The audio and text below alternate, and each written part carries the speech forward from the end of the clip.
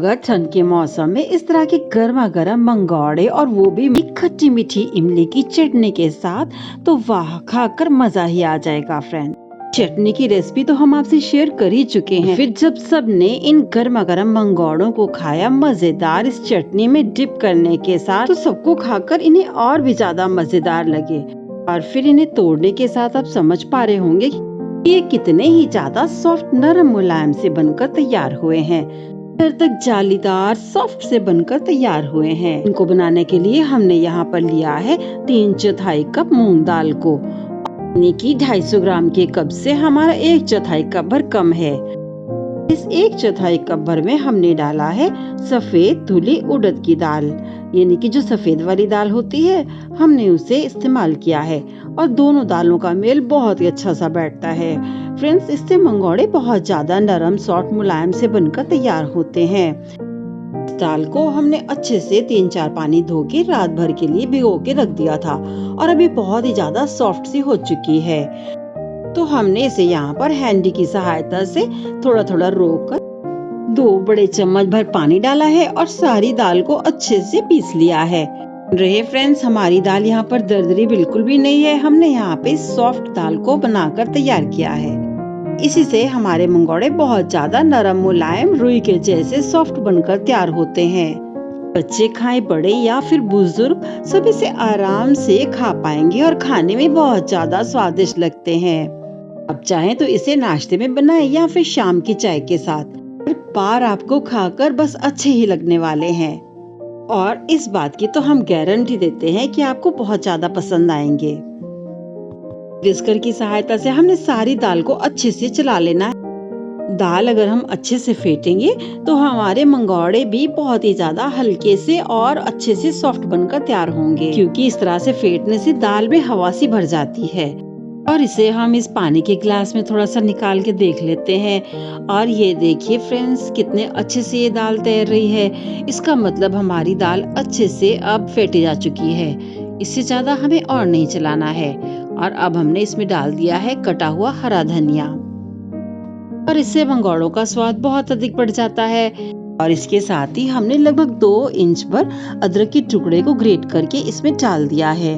और इसमें हमने डाली है 2 हरी मिर्च और इन्हें हमने चॉपर से चॉप कर लिया है। और अब इन सभी चीजों को अच्छे से हमने मिला देना है ताकि दाल में सब चीजों का अच्छे से फ्लेवर आ सके। और इसके साथ ही अब हमने इसमें डाला है 1 चम्मच भर नमक और इसके साथ 1 चम्मच भर सब्जी मसाला भी डाल दिया है, कि सब्जी मसाला में मिला रहता है धनिया, मिर्चा, जीरा, काली मिर्च, आमचूर और लौंग इलायची का भी फ्लेवर इसमें रहता है। तो अब इसलिए हमें अलग से इसमें कुछ नहीं डालना है। हमने सारी चीजों को अच्छे से इसमें भी मिला दिया है। और इसके साथ ही हमने अपने गमले का उगा फ्रेश पुदीना पत्तियां भी इसमें डाल दी हैं। और हमने इन्हें छोटा छोटा बिल्कुल भी नहीं काटा है। जैसे ही हमने इसे तोड़ा है वैसे ही हमें इन्हें धोकर इसमें डाल देना है। और बस मंगोड़ों में इतना ज्यादा इसका स्वाद आता है कि बस खाकर बहुत ही अच्छा ये लगने वाला है। जब कभी भी आप हमारे इस तरीके से इन मंगोड़ों को बनाएंगे ना फ्रेंड्स, ये आप जान पाएंगे कि ये कितने ज्यादा स्वादिष्ट इस तरह से बनकर तैयार होते हैं। और अगर आप चाहते हैं कि आपके मंगोड़े बिल्कुल भी तेल को ना एब्जॉर्ब करें, बिल्कुल भी ना सोके, तो उसके लिए एक बहुत जरूरी इंग्रेडिएंट इसमें मिला दीजिएगा, और वो है 1 चम्मच भर बेसन। बेसन को मिलाना इसमें बहुत जरूरी इसलिए रहता है क्योंकि इसके मिलाने से हमारे मंगोड़े ऑयली बिल्कुल भी नहीं होते हैं। और इसके साथ एक और जरूरी इंग्रेडिएंट है और वो है मीठा सोडा। और शादी पार्टी में भी हलवाई लोग मीठा सोडा को मंगोड़े और पकौड़ों में जरूर डालते हैं। उससे होता ये है कि ये तेल को बिल्कुल भी नहीं एब्जॉर्ब करेंगे और ये बहुत ही ज्यादा हल्के से बनकर तैयार होते हैं। इसलिए इतने सारे मिश्रण में 1-2 चुटकी भर मीठा सोडा बस इन्हें फुलाने का ही काम करता है। और हमने यहाँ पे भारे तल की कढ़ाई में सरसों के तेल को गर्म कर लिया है। तो हमने दाल को अच्छे से एक बार फिर से फेंट लेना है और हाथों से ही हमने थोड़ा थोड़ा सा मिश्रण कढ़ाई में गरम तेल में डाल देना है। ध्यान रहे फ्रेंड्स कि हमने यहाँ पे आंच को हाई पे रखना है, तभी हमने यहाँ पे मंगोड़ों को डालना होगा। और जब ये अच्छे से हम सारे मंगोड़े डाल लेंगे और फिर इसके बाद हमने इसकी आंच को मीडियम कर देना है, ये सारे मंगोड़े बराबर से पककर तैयार हों। एक तरफ इसमें हल्की सी आंच लग जाएगी, फिर हमने इन्हें पलट देना है ताकि दूसरी तरफ ये अच्छे से सुनहरे भूरे से हो सके। और जब दूसरी तरफ भी अच्छे से हम इसको थोड़ा सा पकने देंगे और 2-4 मिनट इन्हें अच्छे से पकने के बाद फिर हम इन्हें पलट देंगे ताकि जो पहली तरफ हमने इन्हें पलटा था वो भी अच्छे से सुनहरे भूरे से हो जाए।